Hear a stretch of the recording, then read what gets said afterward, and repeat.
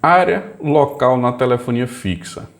Entenda que toda área ela é voltada para o município. Da telefonia fixa, você tem normalmente um município ou um conjunto de municípios. Por exemplo, uma região metropolitana. Você pode ter uma área em algum lugar em que uma cidade ela depende muito da outra, ou economicamente elas são unidas, mas são cidades diferentes. Então, a área local pode se tornar o conjunto das duas ou mais cidades. Existem regiões que podem conter mais de 10 cidades. E, ainda assim, uma área local vinculada à telefonia fixa. Já na telefonia móvel não tem essa necessidade, mas telefonia fixa sim, porque foi decretado, vamos dizer assim, foi feito algo que foi a resolução 728 de 2020, em que ela determina também que exista a divulgação pela agência da Anatel, a agência de telecomunicações que regulamenta todo o setor, e ela deve divulgar a lista das áreas locais. Então você consegue consultar isso. Se você tem dúvida em um telefone fixo qual é a área local dele, ou seja, quais as ligações que ele pode fazer, como sendo uma ligação local e não uma ligação interurbana, você consegue consultar isso. E essa lista, essas áreas, na prática, elas são revisadas periodicamente.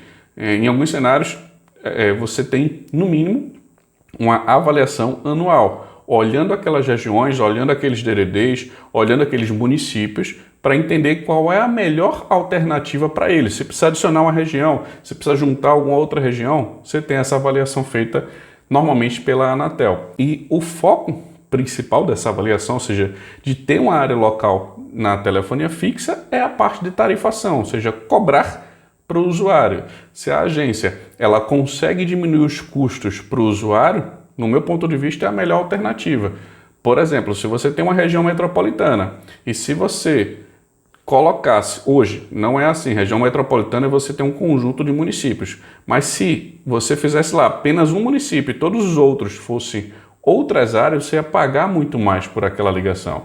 Ou até planos que não consomem do pacote de minutos, por exemplo, ligações locais, mas interurbanas sim, ou fora da área local, você ia ter um custo muito maior daquele serviço.